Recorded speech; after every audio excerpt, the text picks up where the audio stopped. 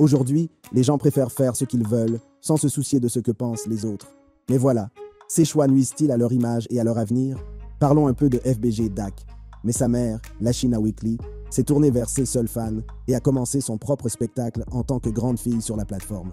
Aujourd'hui, il s'agit de trouver un équilibre entre la préservation de la mémoire de Dak et le paiement des factures. Est-il juste de juger ses choix? Terrain Slide, Carlton Weekly, connu sous le nom de FBG Dak, est né le 6 décembre 1993 à Chicago, dans l'Illinois. Il s'est fait un nom en tant que membre clé du groupe de rap FBG, abréviation de Flyboy Gang, ou parfois connu sous le nom de Clout Boys. Mais il ne s'est pas contenté de faire partie d'un groupe. Il a également mené une carrière solo couronnée de succès. Ses mixtapes, dont le succès de 2017 Gang Anthem, témoignent de son talent et de sa passion pour la musique. Au cas où vous vous poseriez la question, il était également associé au gang Gangster Disciple, qui opérait principalement dans le sud-est de Chicago. Enfant, Dak se passionnait pour le sport, le football étant son principal talent. Mais ce sont ses amitiés qui ont en grande partie défini son histoire. L'un de ses amis les plus proches, Tuka, a été tué par balle à un arrêt de bus en 2011, laissant Dak avec la douleur de la perte. Tragiquement, la vie de Dak a été interrompue par plusieurs balles alors qu'il faisait ses courses dans le quartier de Gold Coast. Entre-temps, il avait acquis une reconnaissance significative dans l'industrie de la musique. Son single Slide, sorti en 2018, a été vu plus de 18 millions de fois sur YouTube et a même fait l'objet d'un remix de la part de son collègue rappeur 21 Savage. En fait, après le succès de Slide, Dak a signé avec Sony et a sorti l'EP Big Clout. Il était très fier de ses réalisations et, en 2018, il a sorti 2 autres albums, Look at Me 2 Inches et Big Clout. Ce seront ses derniers albums avant son décès prématuré. Vous verrez que des membres du crew FBG ont prêté leur talent à ces albums. D'un point de vue personnel, FBG Dak avait des liens très étroits avec l'industrie musicale. Il était cousin des rappeurs J.H.E. Ruga et J.H.E. Al. Au-delà des liens familiaux, il partageait des amitiés étroites avec des artistes comme Lil Jojo, F-Way G-Mane, King Yella, Billionaire Black, Wooski et K.I. Parmi ses compagnons les plus proches, il y avait Famous Dex, un autre rappeur de Chicago. Ils étaient si proches qu'à un moment donné, ils vivaient ensemble. Malheureusement, leur amitié a pris une tournure négative lorsque Dex s'est éloigné de Dak et du reste de FBG.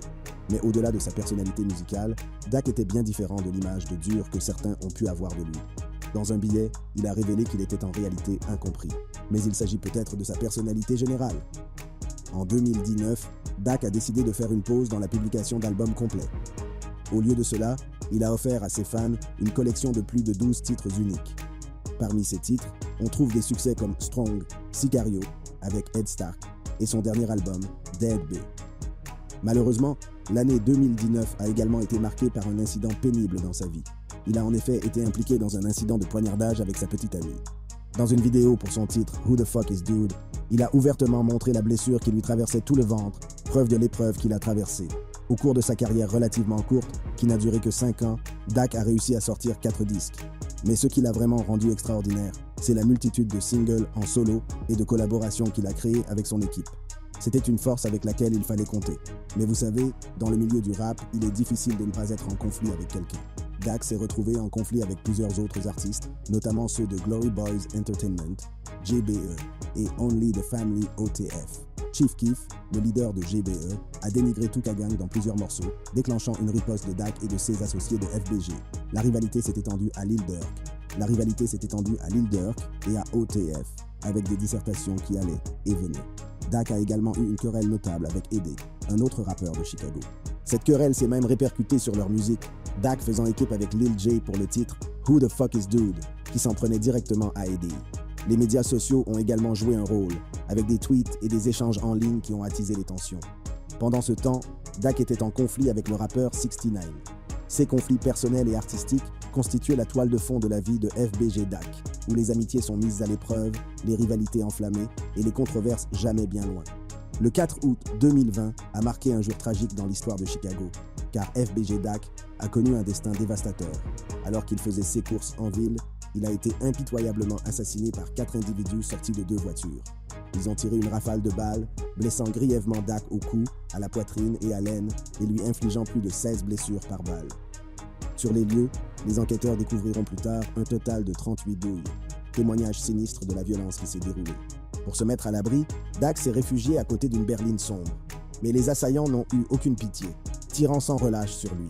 À proximité, une femme blessée, qui avait tenté de riposter, et un autre homme, probablement un supporter, ont également été blessés. Malgré l'horreur de la situation, la police est arrivée sur les lieux mais n'a pas pu apporter d'aide immédiate. Dak, toujours vivant et combattant, est resté blessé pendant une vingtaine de minutes, sans qu'aucun massage cardiaque ne soit pratiqué pour soulager l'hémorragie. Les secours ont fini par arriver, mais il était trop tard. Dak avait perdu beaucoup de sang et son corps a finalement succombé sur la civière. Il a été déclaré mort plus tard, un moment assez dévastateur pour ceux qui ont suivi sa vie et sa musique.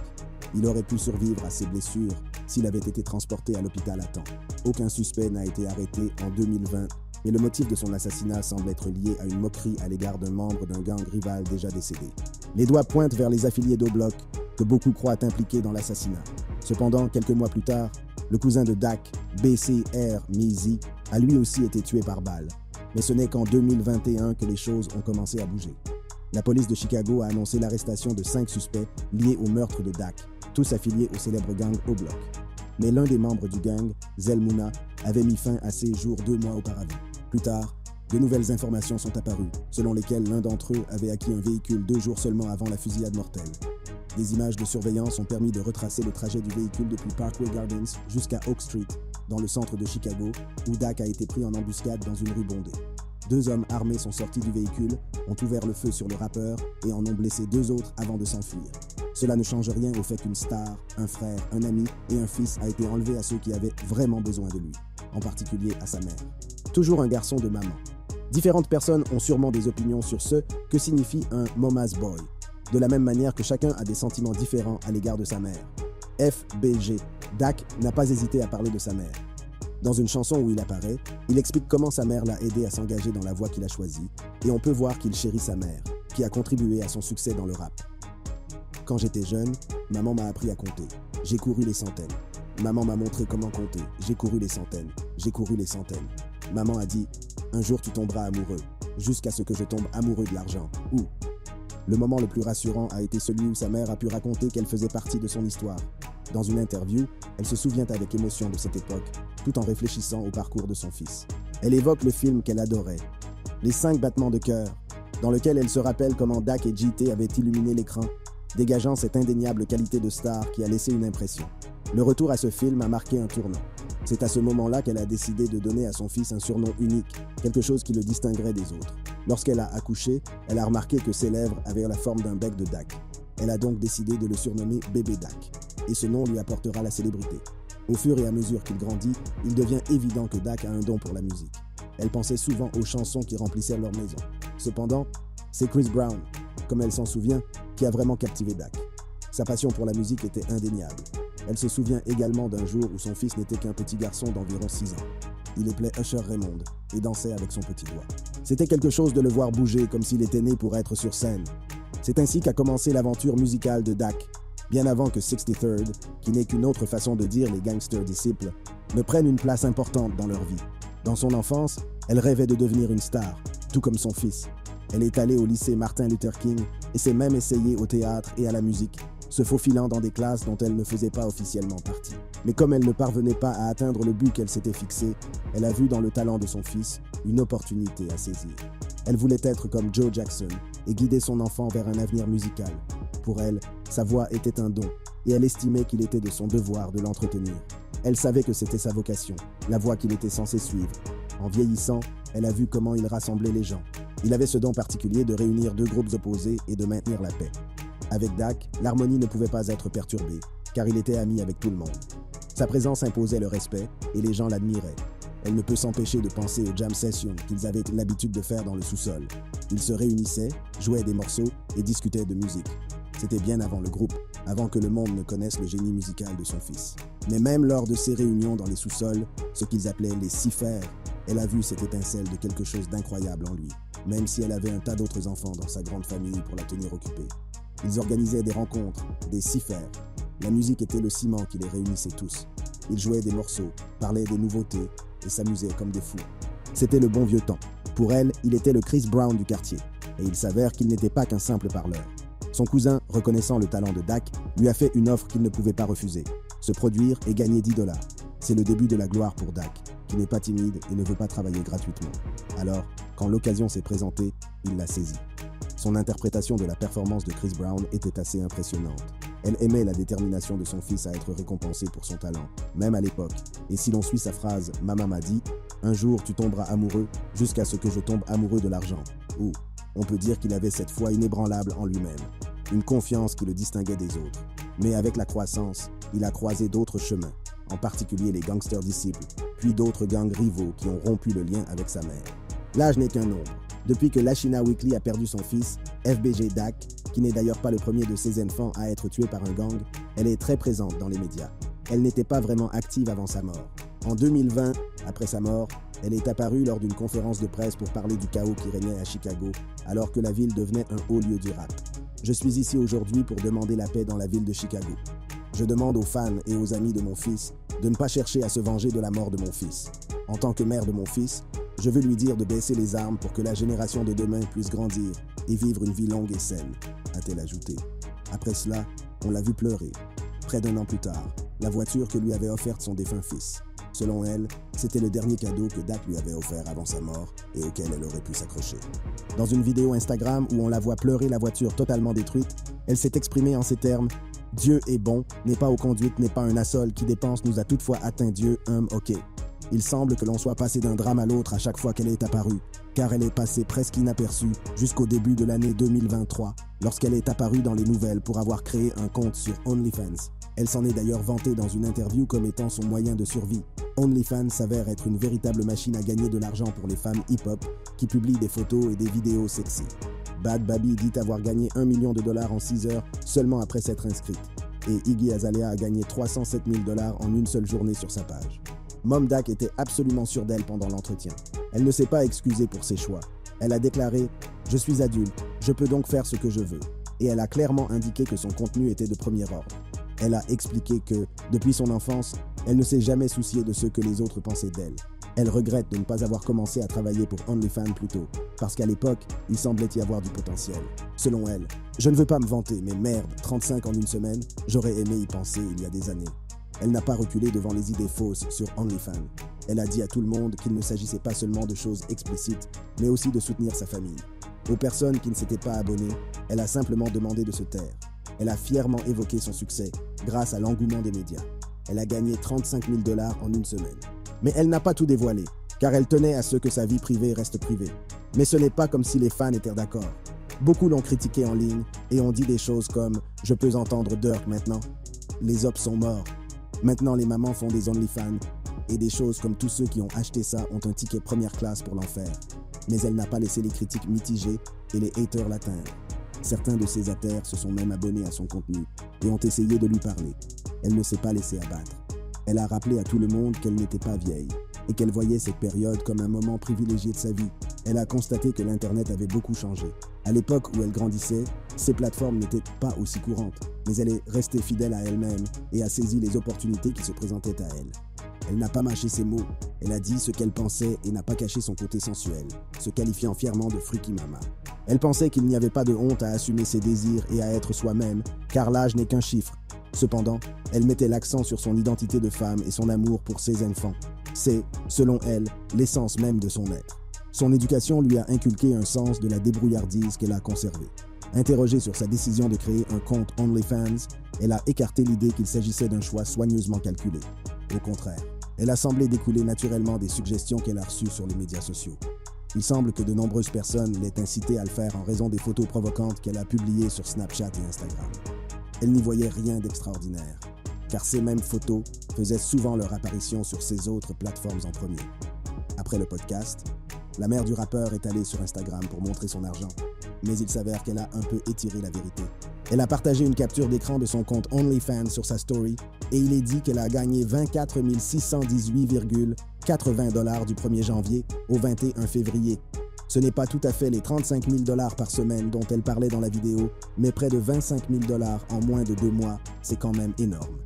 En pensant à l'attention que son contenu a suscité, elle a mentionné une image particulière la montrant aux côtés d'un compagnon masculin, qui a suscité de nombreuses réactions et a attiré l'attention de l'homme sans pull. Elle n'a pas pu s'empêcher de balayer les idées reçues. Pour elle, les discussions et les bavardages qui l'entourent ne sont que la preuve de sa présence. Si l'on ne parle pas de vous, pense-t-elle, c'est que vous ne valez pas la peine que l'on parle de vous. Il est alors apparu clairement qu'elle était en quelque sorte consciente de ce qu'elle faisait et que cela n'avait rien à voir avec son fils décédé, mais que c'était son choix. La situation semblait s'être un peu calmée jusqu'à ce qu'une vidéo fasse le tour de l'internet, montrant Mom Dak en train de se disputer avec un homme lors d'une diffusion en direct. La scène semble se dérouler dans une allée à l'extérieur d'une maison, et d'après la vidéo et les conversations, il semble que l'homme en question soit son petit ami, ou peut-être le père de son enfant. La cause de l'altercation n'est pas vraiment claire, mais on peut l'entendre dire à plusieurs reprises « Ne sortez pas votre voiture ». Elle essayait de partir avant que la personne avec laquelle elle se disputait ne sorte son véhicule de l'allée. La vidéo montrait deux voitures garées très près l'une de l'autre dans l'allée. Un peu plus tard, cette dame a décidé de déplacer sa voiture, probablement celle qui gênait le petit ami de Maman Dak. Au milieu de tout ce bazar, quelqu'un a menacé d'appeler les flics. Et puis, il y a eu ce type, debout près de son Infiniti blanche, qui a hurlé sur la mère de Maman Dak, l'accusant de l'avoir touchée et d'avoir bloqué sa voiture. Elle lui a répondu « Non, je ne t'ai pas touché ». Les choses se sont accélérées et Maman Dak a supplié tout le monde de la laisser partir en premier. Et puis, sortie de nulle part, elle frappe à la vitre d'une voiture en disant « Arrêtez, arrêtez !» Et là, la vidéo se coupe. Tout ce qu'on entend, c'est qu'elle crie « Ma jambe, ma jambe !» Ce qui laisse penser qu'elle a pu se blesser, peut-être parce que la voiture a bougé alors qu'elle était encore autour d'elle. Mais la vidéo ne montre pas ce qui s'est passé ensuite, et nous ne savons donc pas comment les choses se sont passées. Mais malgré tout ce drame, elle semble s'en sortir et chérir les souvenirs de son fils. La vie peut vous réserver des surprises insensées, mais elle s'accroche, et c'est ce qui compte au bout du compte. Le cycle O-Block. Chicago, également appelé Chirac par les membres des gangs, est malheureusement l'un des endroits les plus dangereux d'Amérique aujourd'hui. Les taux de meurtre et d'homicide y ont atteint des niveaux sans précédent, dépassant ceux de nombreux autres États. Avec toute cette violence effrayante, la raison en est assez claire. Une grande partie de cette violence est due aux combats incessants entre les gangs, comme les O-Block gangsters et les gangsters disciples. Les gens se demandent ce qui va arriver aux familles. Pensez aux familles de ces stars en devenir. Et qu'en est-il de celles qui ont déjà perdu des membres de leur famille? La situation est difficile pour tout le monde. La vie familiale du rappeur King Von, aujourd'hui décédé, a été assez mouvementée. Il a grandi aux côtés de ses demi-frères et sœurs issus de ses deux parents. Sa mère a assumé la plupart des tâches parentales parce que son père, Walter, passait beaucoup de temps derrière les barreaux. L'absence de Walter n'était pas anodine. Même si la relation de Von avec son père était précaire, Walter a eu un impact durable sur sa vie. Il n'est apparu que lorsque Von avait 8 ans, et pourtant, Von lui a rendu hommage dans sa chanson Exposing Me, avec les paroles suivantes. Rest in peace to Silk from Ada Park, that was the older me. Voulant changer les choses, Von a décidé de faire ce que son père n'avait pas pu faire pour lui, assurer un meilleur avenir à sa famille. Il s'est assuré que ses deux enfants auraient toujours de l'argent en conservant les droits d'auteur de sa musique. Savait-il que son temps était compté? Grâce à son sens aigu des affaires, le rappeur assure un bel avenir à ses enfants. Il n'a jamais vendu les droits de ses chansons et a conservé tous ses revenus musicaux. Cet argent lui permettrait de subvenir aux besoins de ses enfants et de sa famille pendant des générations. Son manager, Track, a clairement indiqué qu'il s'engageait à s'occuper de la famille la plus proche de Von, en créant des fonds fiduciaires et une sécurité financière pour sa mère, ses frères et sœurs et ses deux enfants. Son fils a trouvé du réconfort dans un ours en peluche avec la voix de son père, qui était pour lui un souvenir à garder précieusement pour toujours. Et il y a une lueur d'espoir dans tout cela. Les enfants de Von peuvent également compter sur le soutien de son ex, Asian Doll. Après la mort tragique de Von, un lien s'est créé entre Kemah, l'une des petites mamans de Von, et Doll. Elles ont toutes deux reconnu l'importance de s'unir pendant cette période difficile. Quant à XXXTentacion, un autre rappeur à l'histoire tragique, malgré son jeune âge et la façon dont les choses se sont terminées pour lui, il a pris la décision prudente de se préparer à l'inattendu. Il a pris la décision de placer ses biens dans une fiducie, ce qui n'était pas prévu par un jeune adolescent. Fait remarquable, il n'avait que 19 ans lorsqu'il a officiellement signé son testament en novembre 2017. Ce choix donne l'impression qu'il savait quelque chose, comme s'il avait compris à quel point la vie peut être fragile. Il en a d'ailleurs parlé sur Instagram Live une demi-année avant son triste décès. Après sa mort prématurée, sa mère, Cléopatra, a pris la responsabilité de déposer le testament de son fils au tribunal. Le document la désignait, ainsi que les deux frères de l'ex, Aiden Kerr et Corey Pack, comme ses bénéficiaires. Le testament ne prévoit rien pour l'enfant à naître, car il a été rédigé avant la conception de l'enfant. Gay Kiyume, son fils avec Genesis Sanchez, est né quelques mois plus tôt, l'année suivante, après le décès de XXX, à la suite d'un conflit juridique qui n'était pas vraiment nécessaire. Sanchez et la mère de son ex ont conclu un accord garantissant que la succession assurerait également le bien-être de l'enfant. Cela mis à part, Juice WRLD a également laissé quelque chose à sa famille pour qu'elle s'y accroche. Dans une déclaration, la mère du défunt rappeur Carmela Wallace s'est épanchée. Nous aimions Jarad de tout notre cœur et nous ne pouvons pas croire que le temps que nous avons passé avec lui a été écourté. Elle a également parlé de ce que son fils a souvent abordé dans sa musique et avec ses fans dévoués, Jarad a souvent lutté contre la dépendance aux médicaments sur ordonnance.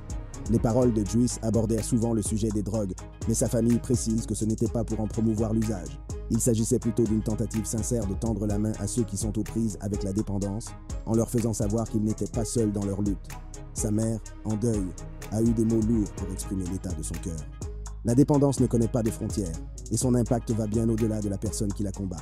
Jarad était un fils, un frère, un petit-fils, un ami, et bien plus encore pour tant de personnes qui souhaitaient plus que tout le voir vaincre la dépendance. Parmi tous ces cas, il y en a un qui fait vraiment réfléchir. Malgré son immense succès dans la musique et le cinéma, DMX a laissé derrière lui une situation financière compliquée. À sa mort, c'est un véritable casse-tête financier qui s'est présenté. Et étonnamment, il n'a pas laissé de testament. C'était donc un peu le bazar. Il avait beaucoup de dettes et était même en faillite. Juste après qu'il nous ait quittés, sa famille nombreuse est entrée dans la danse. Il a eu 15 enfants avec 9 femmes différentes et tous voulaient une part de son argent. Mais la question qui se pose est la suivante. DMX a-t-il jamais pensé à un plan pour tout cela? Alors que sa succession est confrontée à des difficultés financières, le point de discorde entre ses proches concerne la gestion des droits d'enregistrement et d'édition du défunt rappeur, un trésor de revenus potentiels futurs. On estime que le total de ses droits d'auteur, comprenant un album posthume, les droits d'enregistrement et les licences, s'élève à la somme astronomique de 17,7 millions de dollars. Avec une richesse substantielle en jeu et la nature déroutante d'une famille nombreuse et dispersée, le fait que le rappeur n'ait pas planifié sa succession a augmenté les conflits juridiques prolongés entre ses héritiers. La fiancée de DMX, Désirée Lindstrom, a été particulièrement touchée par cette situation. Bien que DMX et Désirée aient été fiancés et aient vécu ensemble pendant 7 ans, leur statut de célibataire et l'absence de planification successorale signifiaient qu'elle risquait de ne rien hériter de l'importante fortune de son défunt partenaire. Mais en raison de l'enfant qu'elle a eu avec lui, Exodus Simmons, elle s'est battue et a conclu une longue liste d'accords avec d'autres membres de la famille. Le cas de DMX n'est malheureusement pas unique parmi les musiciens célèbres. Mais FBJ Dak lui-même a laissé à sa mère une précieuse voiture en cadeau qu'elle a été trop triste de laisser partir lorsqu'elle a été brisée. Bien qu'il n'ait pas eu conscience de ce qui allait rompre le lien entre lui et sa famille, c'est sur cette base que sa mère a dû faire ce qu'elle avait à faire. La vie est faite de choix. Partir ou rester, soutenir, construire et prospérer pour ceux que nous aimons, même si cela implique de tout risquer. Vous voulez plus d'histoires comme celle-ci? Cliquez sur les cartes sur votre écran.